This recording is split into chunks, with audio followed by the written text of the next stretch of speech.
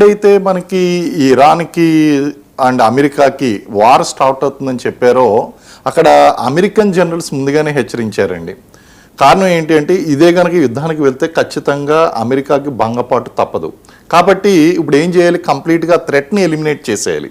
థ్రెట్ని eliminate చేయాలి అంటే కనుక ఈ యుద్ధం దీర్ఘకాలికంగా కొనసాగిందంటే ఖచ్చితంగా ఇబ్బందులు అవుతాయి. కాబట్టి ఇది 45 days బట్టి చేస్తాము అని చెప్పి చేస్తూ అక్కడ అమెరికన్ ఇంటెలిజెన్స్ దళాలు, దాంతోపాటు ముసాద్, ఇజ్రాయెల్ యొక్క దళాలు, ముసాద్ యొక్క ఇంటెలిజెన్స్ బలం మనకు తెలిసిందే.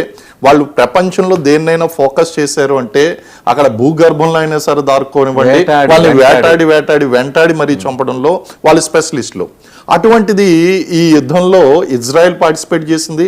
అమెరికన్ ఇంటెలిజెన్స్ ఏజెన్సీస్ గురించి కూడా మనకు తెలుసు.